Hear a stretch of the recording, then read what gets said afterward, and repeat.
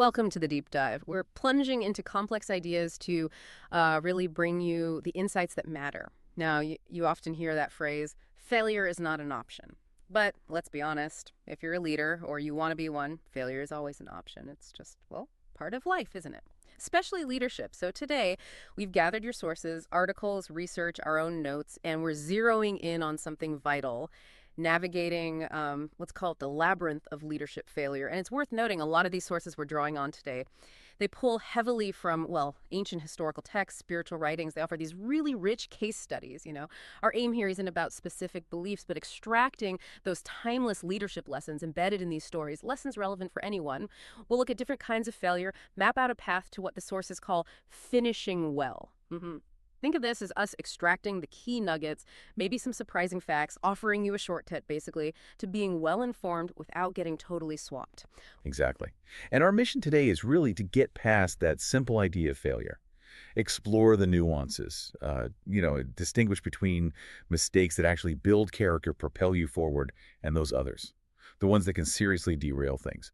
By looking at examples, both ancient and, well, modern too, we want to arm you with insights, help you learn vicariously, maybe avoid some costly errors, and yeah, ultimately help you finish well in your own journey.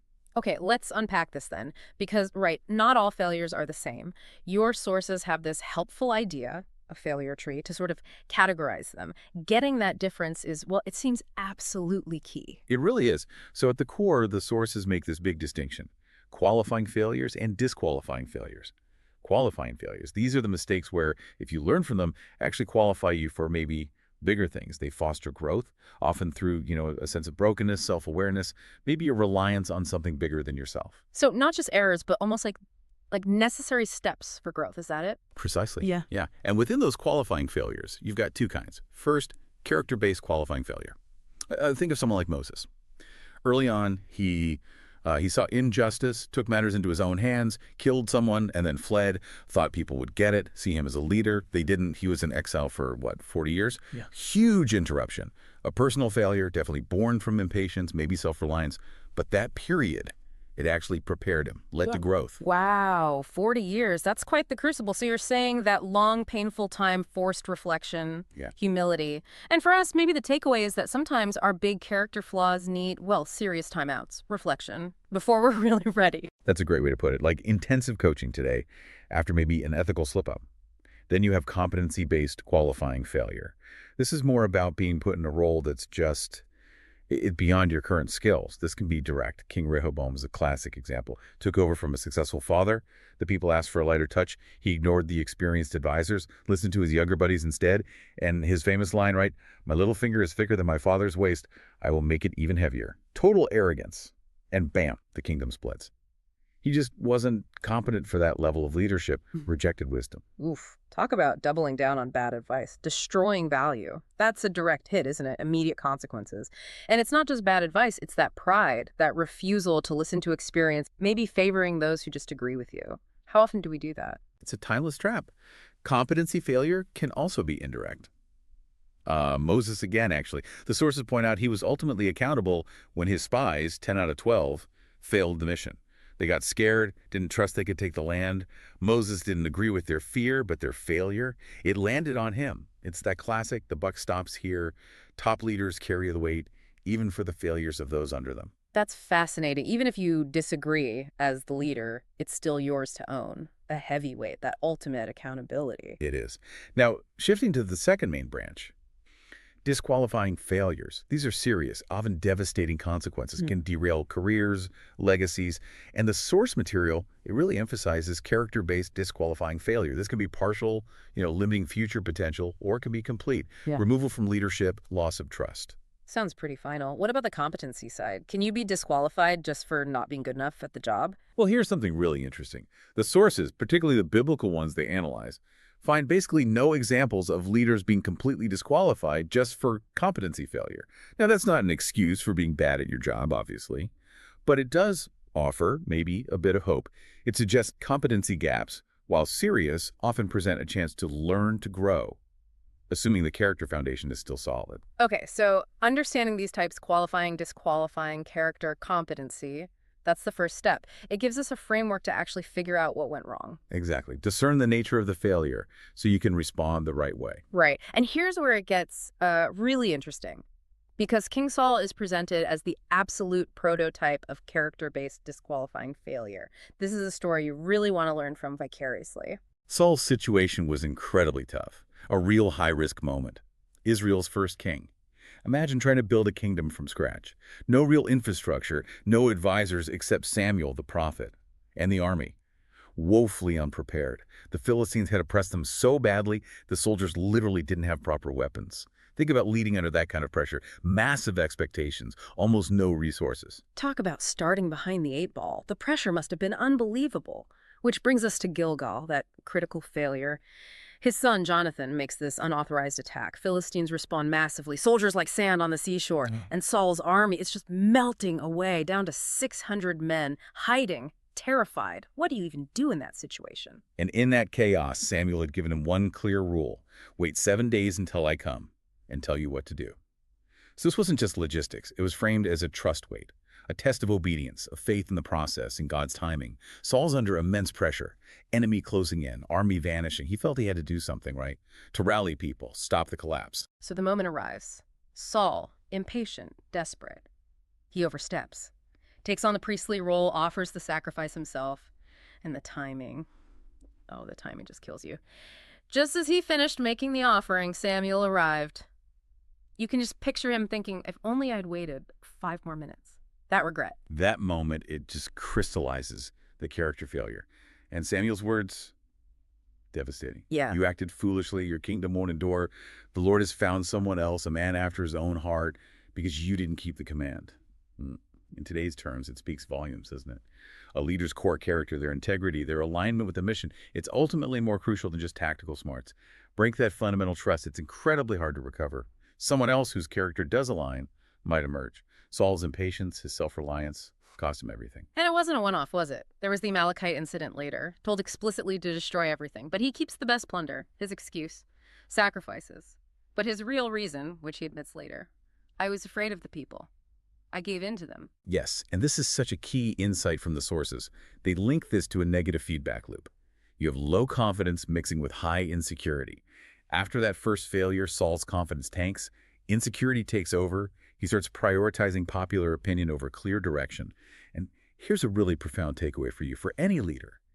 Insecurity in the life of a leader undermines loyalty in the life of a follower. Saul's own insecurity blinded him. He couldn't benefit from the loyalty around him because he was too busy trying to please everyone, not lead. That's powerful. You see it play out, right? His insecurity spirals, he gets jealous of David, tries to kill him repeatedly, and yet David, the guy he hunted, writes this lament for Saul later. It makes you wonder, would you mourn the person who chased you like that? It just shows the devastating impact of Saul's failure. Complex legacy. Okay, so if Saul is the example of failure, let's pivot. A contrast. Jonathan, Saul's own son. The guy who actually stood to lose the most if David rose to power. He was the heir. Jonathan is remarkable. His confidence wasn't rooted in his position, but in something deeper. Maybe call it principle-centered confidence. The sources say, David's bravery didn't threaten Jonathan, who centered his confidence in God, not himself. That let him genuinely embrace David, love him as himself, instead of seeing a rival. He put the mission, the people's welfare, above his own ambition. It's quite something. And you see it in his actions, too. Remember his words to his armor-bearer before that risky attack on the Philistines? Around the same time Saul was messing up at Gilgal, Jonathan says something like, "Perhaps the Lord will act for us. Nothing can stop the Lord from saving, by many or by few." It's exactly the kind of speech the sources suggest Saul should have given, inspiring confidence, not fear. Perfect example. And Jonathan's confidence, it wasn't just internal. It directly boosted his followers' loyalty. The armor-bearer instantly says, go ahead. I'm with you, heart and soul. That's leadership inspiring loyalty. And later, think about David's loyalty back to Jonathan's family, caring for Mephibosheth, Jonathan's disabled son, for years. It shows how that kind of integrity-based loyalty really does pay dividends over time. Okay, so character failures like Saul's are deep, personal, devastating, but sometimes the biggest failures, the costliest ones, come from a different place, entirely competency, technical mistakes. Yeah. For a huge public example, we can look much closer to home, the Hubble telescope. Totally different kind of failure story. Oh, absolutely. A massive undertaking. Before launch, NASA's astrophysics director, Charles Pellerin, was radiating confidence. Remember him telling Ted Koppel when asked if it would work? It will. Huge expectations. And then, disaster. National disaster, the headline read.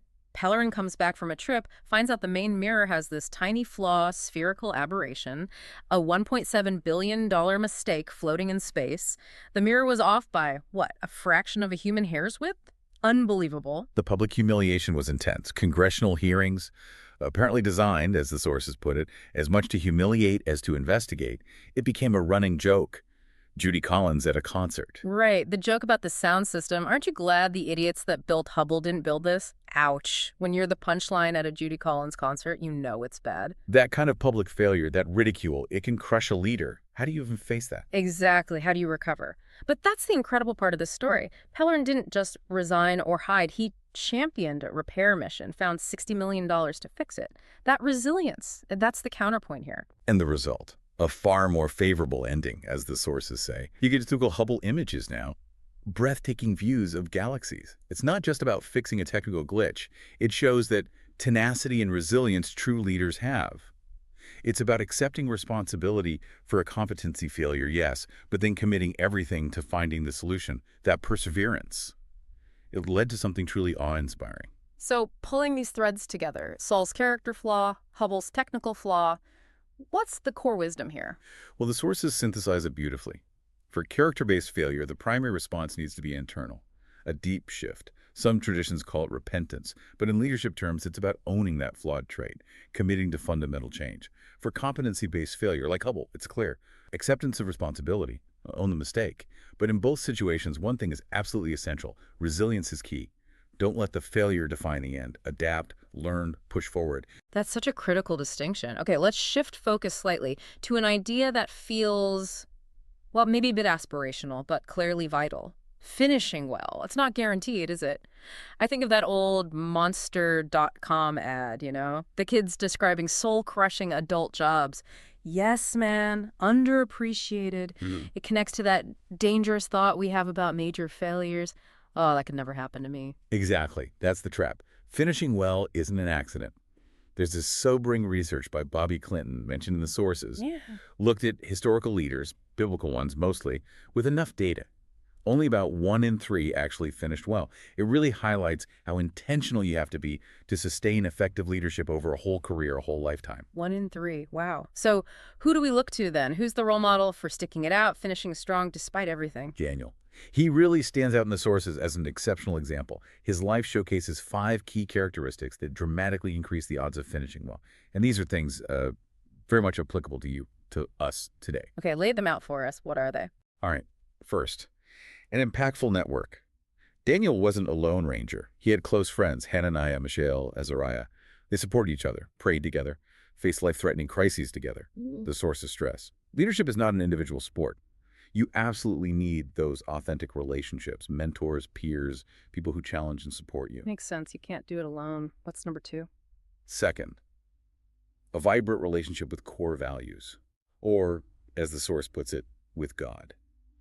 Daniel had this predictable, disciplined practice, aligning with his beliefs. Even facing the lion's den, he stuck to his routine, his moral compass, just as he had done before.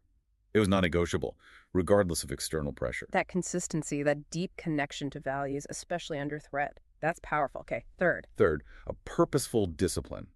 Remember Daniel refusing the rich, royal food and wine? It wasn't just about diet, it was about integrity, conviction. He negotiated wisely for something that aligned with his principles. These small, consistent disciplines, they build character, self-control. They matter hugely over the long haul. Right, those small daily choices add up. Build that foundation. Number 4. Fourth, a positive learning attitude. Even late in life, Daniel was actively studying, engaging with prophecies, trying to understand the bigger picture. What he learned prompted immediate prayer, action. He never got complacent, always learning, always engaged, always looking to apply wisdom. A lifelong learner. Constantly growing. Okay, and the 5th? And fifth, a lifetime perspective. Daniel's public life really kicked off interpreting Nebuchadnezzar's dream, this huge vision of history, of kingdoms rising and falling under sovereign plan. He kept that bigger picture in mind, understood he was part of a much larger story. That perspective grounded him through decades of political turmoil and personal tests. So an impactful network, vibrant values, purposeful discipline, learning attitude, and lifetime perspective. These aren't superpowers, are they? They feel achievable, within reach for us, just like they were for Daniel. Exactly. They're deliberate practices. And the sources don't just list them. They give concrete, actionable steps for you to become laser-focused on finishing well. Let me just recap those quickly. Seek out a mentor. Cultivate authentic relationships, real friends, diverse connections. Enlist accountability partners, people you trust implicitly. Crucially, invite them to ask the hard questions about your connection to your core values, what you're doing to grow, and finally process life openly with them. Transparent conversations to keep your perspective straight. That's such a practical roadmap. Anyone can do this stuff. But the stats show far too few actually do. It really is a challenge, isn't it? For all of us listening right now, to commit, to beat those odds and aim to finish well. It is. The choice is there. And it's a choice with, well, profound consequences for your leadership, your legacy. So we've covered a lot today, a real deep dive into failure, from Saul's devastating character flaws to the Hubble's massive competency stumble and redemption, and finally, Daniel's roadmap for intentionality, for finishing well. And the big takeaway. Failure might be an option, maybe even inevitable sometimes. But the ending, that doesn't have to be defined by it. The choice to learn, maybe vicariously like we've tried to do today, to accept responsibility, to build resilience, to cultivate character, that choice is yours. Absolutely. And as we wrap up, here's something for you to think about, just a final provocative thought. What's one small, deliberate act, maybe discipline, maybe connection, that you could start this week to shift your own path just slightly more towards finishing well?